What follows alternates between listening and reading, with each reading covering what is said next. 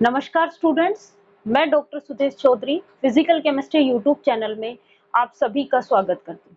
हम इस physical chemistry YouTube channel में बहुत सारी क्लासेस लेके आए हैं जो BSc second year, BSc third year, CSIR net, IIT jam और गेट से रिलेटेड हैं।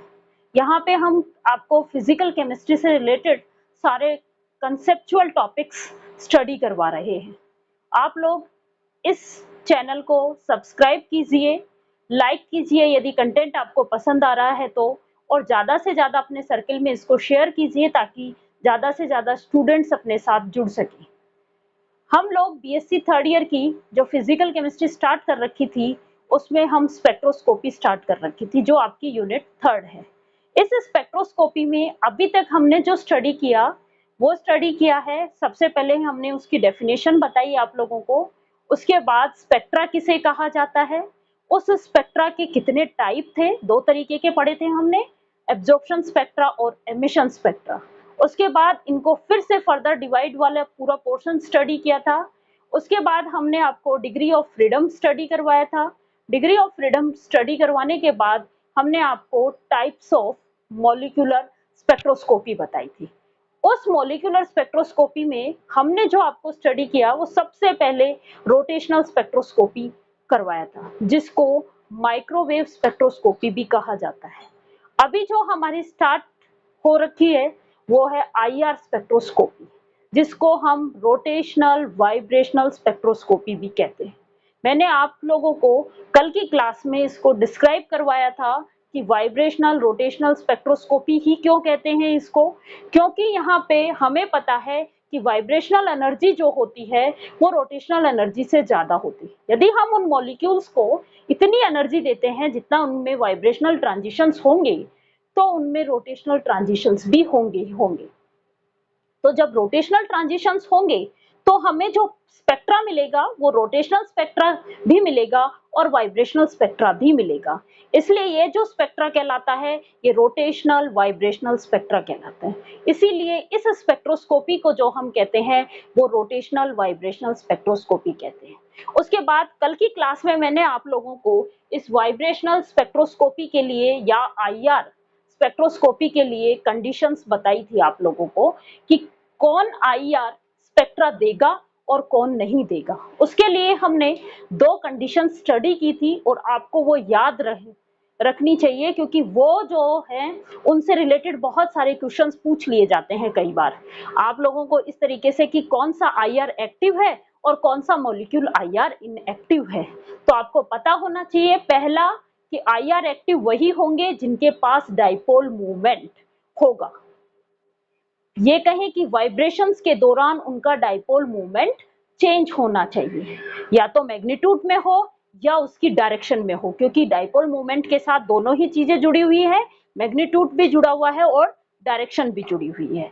और सबसे फर्स्ट कंडीशंस हमने ये बताई थी कि वाइब्रेशनल फ्रीक्वेंसी जो है रेडिएशंस की फ्रीक्वेंसी के इक्वल होनी चाहिए। मॉलिक्यूल की वाइब्रेशनल फ्रीक्वेंसी जो है वो जो रेडिएशंस डाल रहे हो उन फ्रीक्वेंसी के इक्वल होनी चाहिए।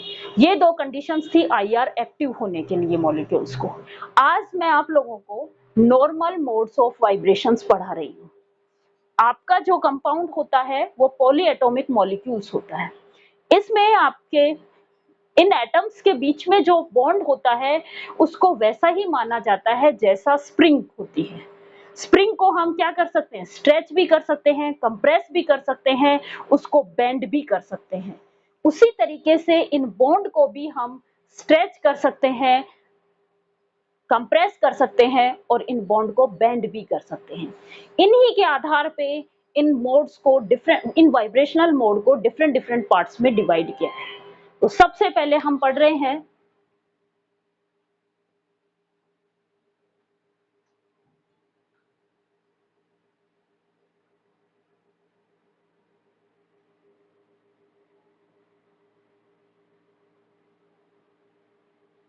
स्पेक्ट्रोस्कोपी आईआर वाली स्टार्ट करवा रखी थी,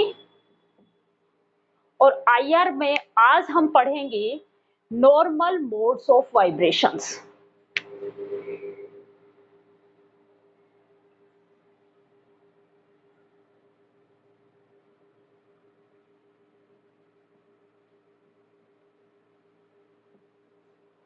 देखो, आपका पॉलीएटॉमिक मॉलिक्यूल होता है। यदि मैं इस मॉलिक्यूल को, ये मॉलिक्यूल्स में जो एटम्स होते हैं ये 3D स्पेस के अंदर अरेंज होते हैं और ये अपने इक्विलिब्रियम पोजीशन से वाइब्रेशंस करते रहते हैं। यदि मैं इन मॉलिक्यूल्स को पूरा फ्रीली लटका दूं और उसके बाद उस पे कोई चोट मार के छोड़ दूं तो इनमें वाइब्रेशंस होंगे और वो वाइब्रेशंस बहुत कॉम्प्लेक्स वाइब्रेशंस होंगे, मींस बहुत टाइप के वाइब्रेशंस होंगे।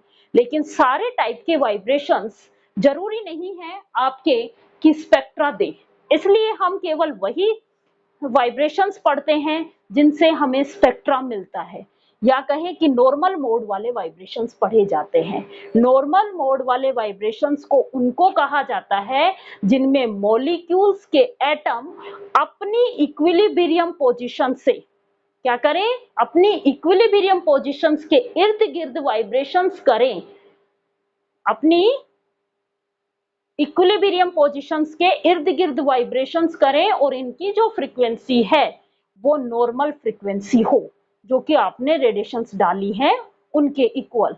तो उन वाइब्रेशंस को कहा जाते हैं नॉर्मल मोड ऑफ वाइब्रेशंस। ये वाइब्रेशंस को दो टाइप में डिवाइड किया है। मैंने आपको बोला था कि हम उसको स्ट्रेच या कंप्रेस कर सकते हैं। ये स्प्रिंग लाइक है, इसको हम स्ट्रेच भी कर सकते हैं और इसको कंप्रेस भी कर सकते हैं।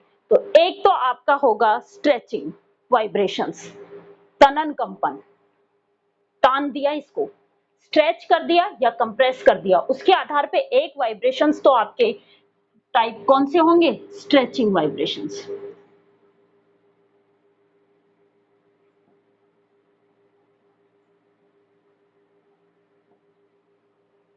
और दूसरे क्या है, मैं इसको मोड़ भी सकती हूँ, बेंड भी कर सकती हूँ ना ऐसे घुमा के। तो दूसरे वाइब्रेशंस कौन से होंगे, बेंड वाइब्रेशंस। तो इसको क्या बोलेंगे, bending vibrations.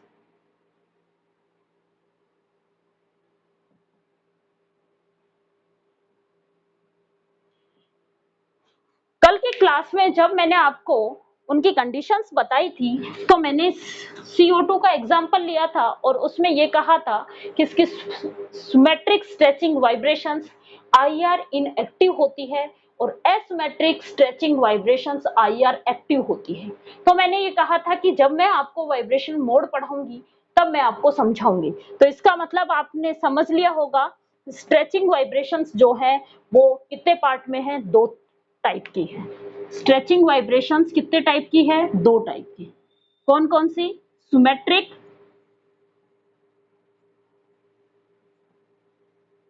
Stretching vibrations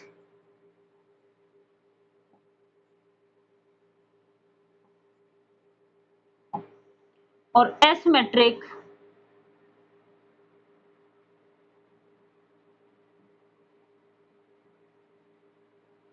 stretching vibrations. Bending vibrations, bend करना इनको को, ये आउट ऑफ प्लेन भी हो सकते हैं और मॉलिक्यूल के प्लेन में भी हो सकते हैं। तो इनके आधार पे इसको दो पार्ट में डिवाइड किया, इन ए प्लेन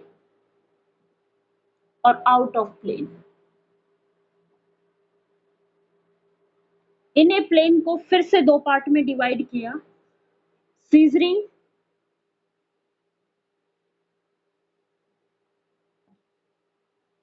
और रॉकिंग। और आउट ऑफ प्लेन को फिर से दो पार्ट में किया, वैगिंग और ट्विस्टिंग।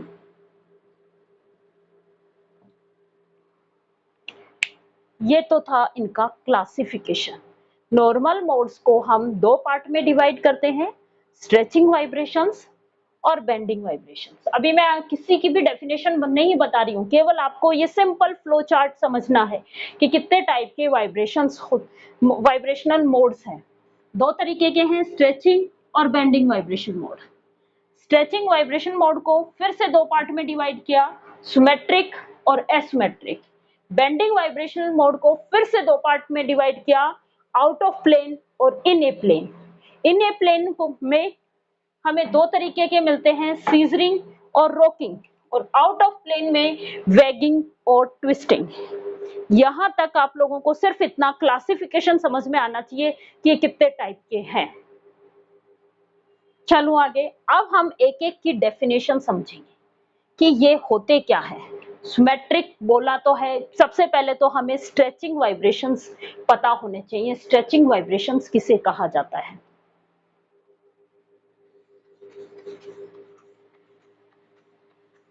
इन पे आप लोगों के सिंपल क्वेश्चंस डेफिनेशन बेस पे पूछ लिए जाते हैं।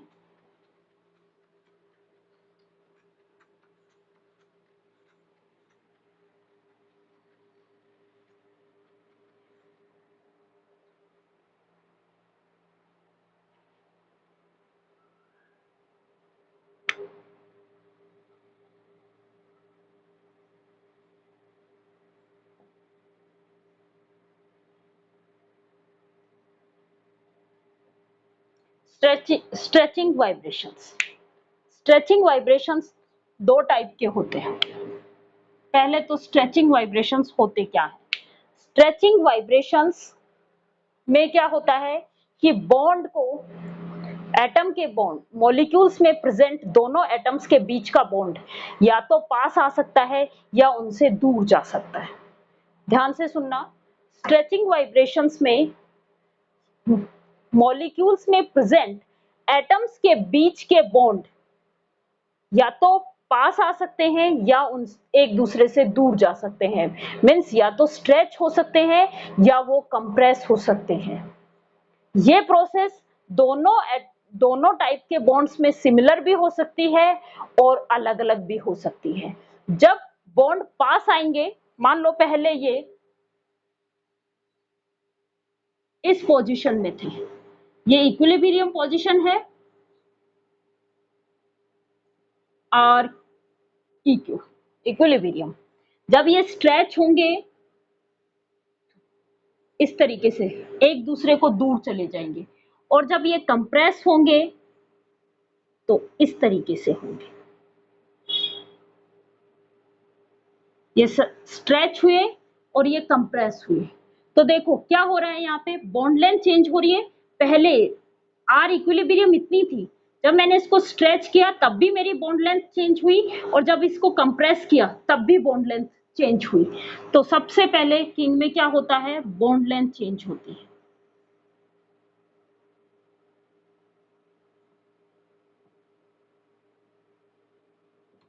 क्या होती है, इनमें बॉन्ड लेंथ चेंज होती है। अब ये हो सकता है कि एक साथ स्ट्रेच हो सारे और एक साथ कंप्रेस हो, उनको तो कहते हैं हम सिमेट्रिक स्ट्रेचिंग वाइब्रेशंस। ये भी तो हो सकता है कि कुछ बॉन्ड जो है वो स्ट्रेच हो रहे हो और कुछ बॉन्ड जो हैं वो कंप्रेस हो रहे हो, तो ये क्या होगा, asymmetric vibrations, asymmetric stretching vibrations. तो देखो मैं डायग्राम से समझा रही हूं। मेरे पास एग्जाम्पल है CH2 का।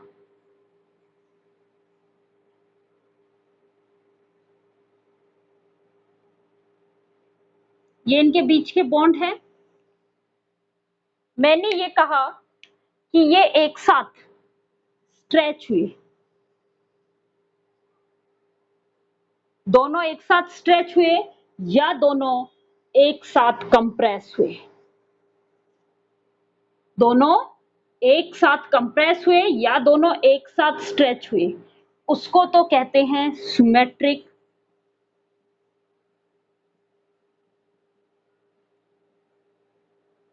स्ट्रेचिंग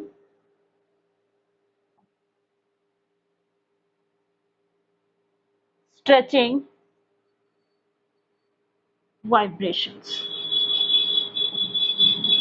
कि इनमें सिमेट्रिक बनी हुई है अभी भी, कि बॉन्ड एक साथ स्ट्रेच हो रहे हैं या बॉन्ड एक साथ कंप्रेस हो रहे हैं, उनको कहा जाता है सिमेट्रिक स्ट्रेचिंग वाइब्रेशंस। क्या होगा इसमें भी, बॉन्ड लेंथ चेंज होंगी, चाहे कुछ भी हो रहा हो, लेकिन क्या हो रहा है, बॉन्ड लेंथ चेंज हो रही है। यहां तक की चीजें समझ में आई। कि स्ट्रेचिंग वाइब्रेशंस में बॉन्ड लेंथ चेंज होती है, चाहे वो सिमेट्रिक हो चाहे वो एसिमेट्रिक हो। अब चले एसिमेट्रिक का बनाए, वही CH2 का एग्जांपल ले रही हूं। मैंने ये कहा ये बॉन्ड मेरा स्ट्रेच हुआ, ये बॉन्ड मेरा कंप्रेस हुआ और ये बॉन्ड स्ट्रेच हुआ। एसिमेट्रिक फॉर्म में आ गया। अब ये मैंने ये कहा ये बॉन्ड मेरा कंप्रेस हुआ, दब गया, छोटा हो गया, और ये बॉन्ड स्ट्रेच हो गया, खिंच गया, तो दोनों एसिमेट्रिक फॉर्म में आ गए, इसलिए ये कहलाता है एसिमेट्रिक स्ट्रेचिंग।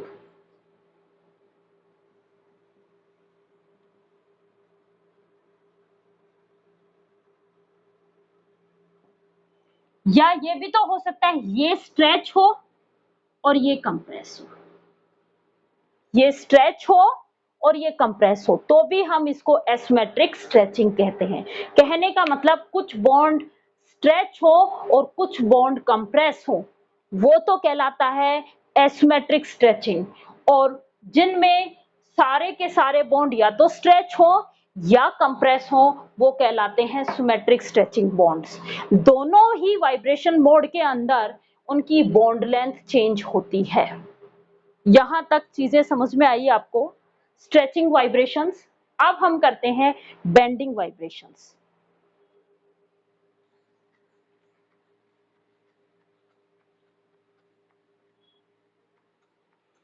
देखो, खींच रहे हैं तो बॉन्ड लेंथ, या उसको कंप्रेस कर रहे हैं तो बॉन्ड लेंथ में चेंजेस आ रहे हैं, लेकिन जब हम उसको ट्विस्ट कर रहे हैं तो देखो आप, इनके बीच का ये बॉन्ड था मान लो ट्विस्ट करने का, अभी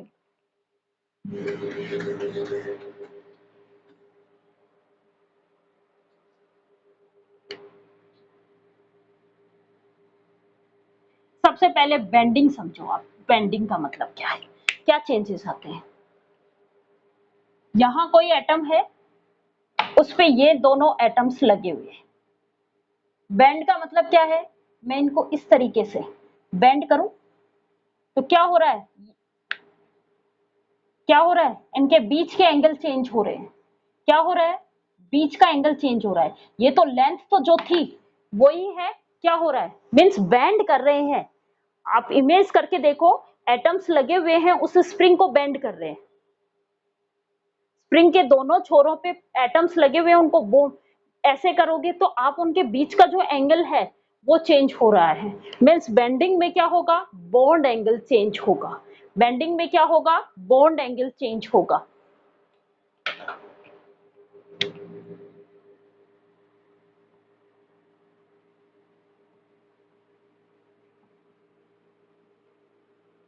बॉन्ड एंगल चेंज। चलो आगे, बॉन्ड एंगल चेंज समझ में आ गया। अब इसको दो टाइप में डिवाइड किया है, इन ए प्लेन और आउट ऑफ ए प्लेन। सबसे पहले हम इन ए प्लेन में थे। मॉलिक्यूल के प्लेन में ही कोई एटम, ये मैंने कोई प्लेन बनाया,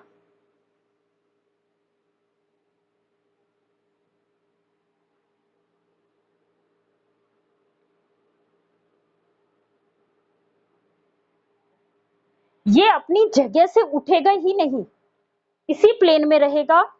एक बार दोनों पास आए और एक बार दूर जाएं, मीन्स एक ही प्लेन में एक बार दोनों पास आ रहे हैं, एक बार दोनों दूर जा रहे हैं। किसकी तरह काम कर रहा है ये? कैंची की तरह काम कर रहा है। जैसे हमारी कैंची चलती है, कैंची चलती है ना एक ही प्लेन में, मॉलिक्यूल के प्लेन में ही रहते हुए, और ये एक बार पास आ रहे हैं और एक बार दूर जा रहे हैं, तो ये सेम वैसे ही हो रहा है जैसे हमारी कैंची चलती है। इसलिए इसको क्या कहा गया, सीजरिंग। इसीलिए इसको क्या कहा गया, सीजरिंग। अब देखो आउट ऑफ प्लेन का मतलब क्या है, सॉरी, इन ए प्लेन में रॉकिंग का मतलब क्या है? देखो ये एक साथ है, एक साथ दूर जा रहे हैं और एक साथ पास आ रहे हैं, एक साथ इधर आ रहे हैं, एक साथ इधर आ रहे हैं, मीन्स उनमें दोनों में एक साथ मूवमेंट, यदि इस डायरेक्शन में मूवमेंट हो रहा है तो एक साथ हो रहा है, और यदि इस डायरेक्शन में मूवमेंट हो रहा है तो इस में हो रहा है, दोनों में डिफरेंस बता। बॉन्ड एंगल रॉकिंग में चेंज ही नहीं होगा, रॉकिंग में क्या होगा, बॉन्ड एंगल चेंज नहीं होगा, जबकि सीजरिंग में क्या हो रहा था, बॉन्ड एंगल चेंज हो रहा था। दोनों के डिफरेंस अच्छे से समझो कि सीजरिंग में बॉन्ड एंगल चेंज हो रहा था क्योंकि सीजरिंग एक ही प्लेन में रहते हुए एक बार पास आ रहे थे और एक बार दूर जा रहे थे, एक ही प्लेन में रहते हुए, जबकि रॉकिंग में ये अपनी पोजीशन पे हैं, यहीं पे हैं, लेकिन ये एक साथ दूर जा, इस डायरेक्शन में आ रहे थे और एक साथ इस डायरेक्शन में घूम रहे थे। देखो इनके बीच की डिस्टेंस कोई भी चेंज नहीं हुई, ये बॉन्ड एंगल कुछ भी चेंजेस नहीं हुए। तो रॉकिंग में बॉन्ड एंगल चेंज नहीं होता है, सीजरिंग में बॉन्ड एंगल चेंज होता है। आप लोगों को ये दोनों समझ में आ गई, रॉकिंग में बॉन्ड एंगल चेंज नहीं होता है और सीजरिंग में बॉन्ड एंगल चेंज होता है। चलो आगे, अब आउट ऑफ प्लेन की बात करें हम।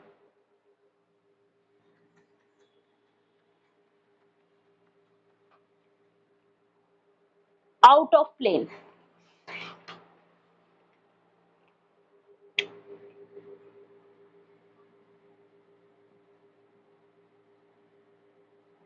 आउट ऑफ प्लेन में हमने क्या बोला था, वैगिंग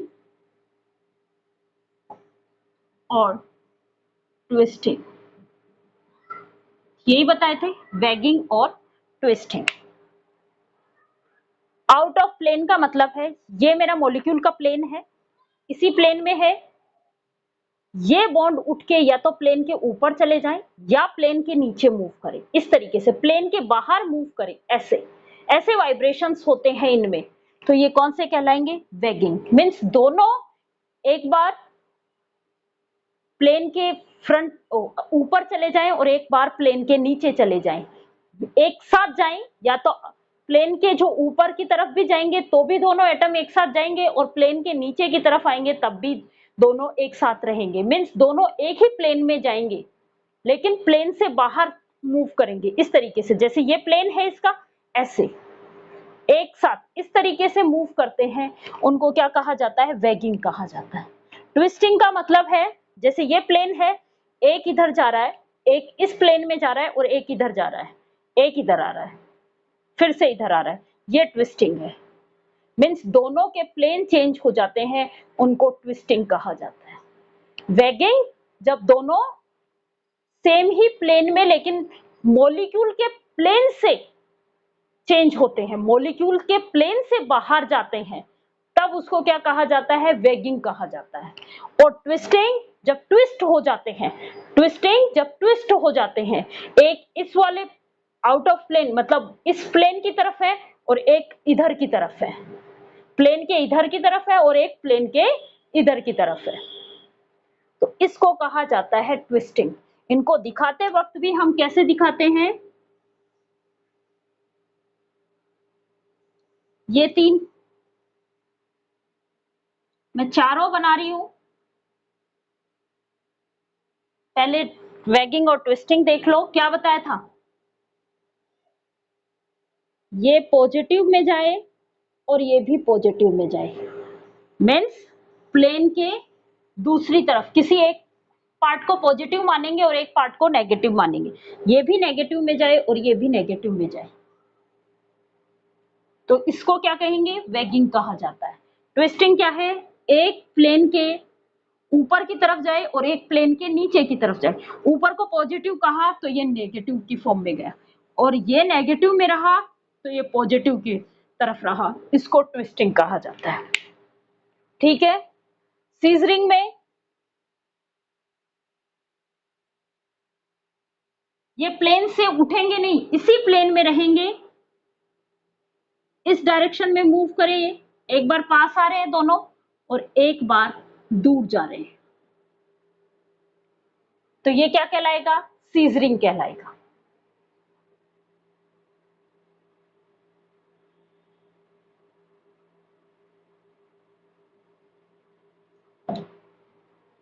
और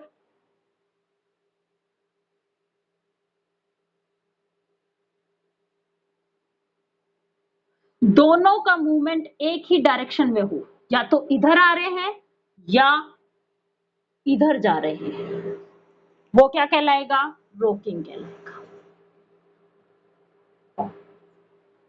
ये चारों आपको समझ में आ गए क्या? वैगिंग और ट्विस्टिंग आउट ऑफ प्लेन होते हैं, सीजरिंग और रॉकिंग इन ए प्लेन रहते हैं। सीजरिंग प्लेन में ही रहते हुए ये अपनी जगह से नहीं उठते हैं, लेकिन इस तरीके से कैंची की तरह चलते हैं, एक बार पास आते हैं, एक बार दूर रहते हैं, एक बार पास आते हैं, एक बार दूर होते हैं। आप कैंची चलाते हो, कैंची की तरह होते हैं, इसलिए इसको सीजरिंग कहा जाता है। इनमें बॉन्ड लेंथ चेंज होती है। बात करें रॉकिंग की, ये जो है वो एक ही प्लेन में रहते हुए एक बार इस डायरेक्शन में मूव करेंगे तो एक बार इस डायरेक्शन में, मीन्स दोनों के मूव करने का डायरेक्शन एक ही होगा। एक ही प्लेन में दोनों के मूव करने का डायरेक्शन जब सेम होता है तो हम उसको रॉकिंग कहते हैं। ठीक है। उसके बाद वैगिंग, वैगिंग में क्या होगा? प्लेन, प्लेन के आउट ऑफ प्लेन रहेंगे, प्लेन के ऊपर भी आ सकते हैं और प्लेन के नीचे भी जा सकते हैं। प्लेन के ऊपर भी आ सकते हैं और प्लेन के नीचे भी आ सकते हैं, लेकिन दोनों एक साथ जा रहे हैं और एक साथ आ रहे हैं, इस तरीके से वाइब्रेशंस हो। और ट्विस्टिंग में क्या होगा? एक प्लेन के ऊपर है तो एक प्लेन के बाहर है, इस तरीके से ट्विस्ट हो जाएंगे। इस तरीके से इनके जो चलेगा वो क्या चलेगा?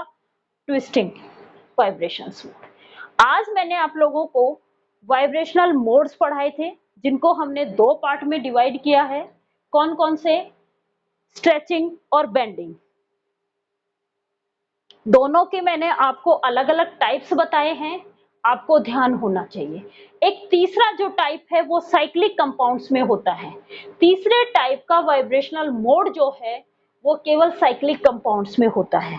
हम सांस लेते हैं या सांस छोड़ते हैं तो हमारे जो फेफड़े होते हैं वो एक बार सिकुड़ते हैं और एक बार फूलते हैं। इसी तरीके का जो है वो वाइब्रेशंस होते हैं उनमें, साइक्लिक कंपाउंड्स में, उनको कहा जाता है ब्रीथिंग वाइब्रेशंस। जैसे हम सांस ले रहे हैं उसी हिसाब से तीसरा टाइप है, आपको शॉर्ट नोट पूछ लिया जाता है। ये किसमें होते हैं? साइक्लिक कंपाउंड्स में होते हैं। किसमें होते हैं? साइक्लिक कंपाउंड्स में। तो तीसरे टाइप का मैं बता रही हूं, इन दोनों को हमेशा एक साथ रखोगे। वो तीसरा टाइप केवल और केवल साइक्लिक कंपाउंड्स के लिए है। तो तीसरे टाइप का है ब्रीथिंग वाइब्रेशंस।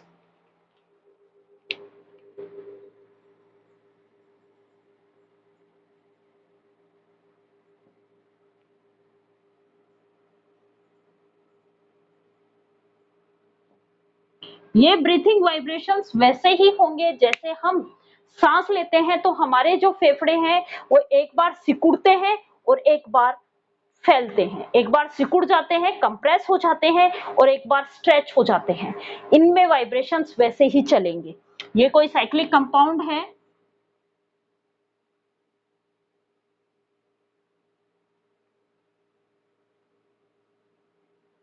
क्या होगा?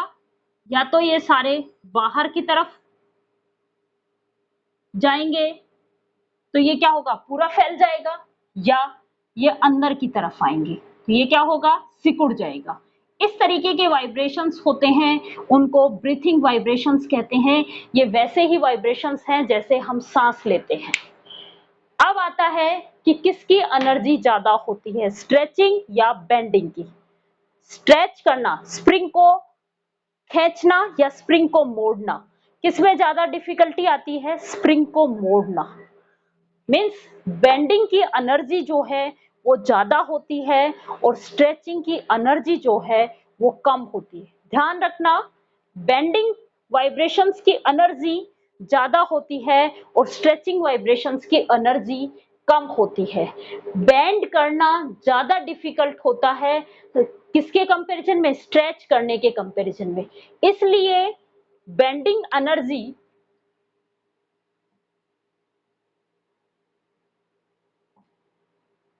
bending vibrational energy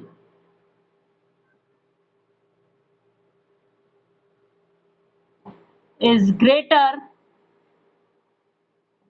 than stretching vibrational energy. इसलिए हमें जो स्ट्रेचिंग पीक्स मिलती हैं वो हायर वेवलेंथ पे मिलती हैं और बेंडिंग पीक्स मिलती हैं वो लोअर वेवलेंथ पे मिलती है।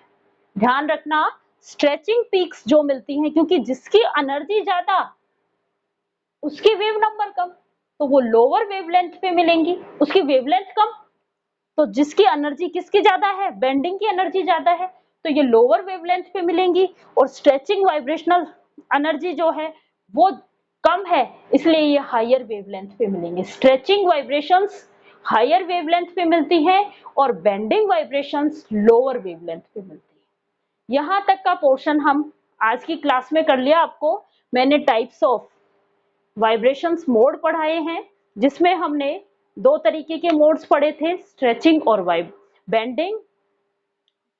उसके बाद मैंने आपको एक तीसरा टाइप और समझाया था, ब्रीथिंग वाइब्रेशंस, और मैंने ये कहा था कि बेंडिंग वाइब्रेशन एनर्जी जो है वो ज्यादा होती है स्ट्रेचिंग वाइब्रेशनल एनर्जी के कंपैरिजन में, क्योंकि स्प्रिंग को बेंड करना ज्यादा डिफिकल्ट है स्ट्रेच करने के कंपैरिजन में।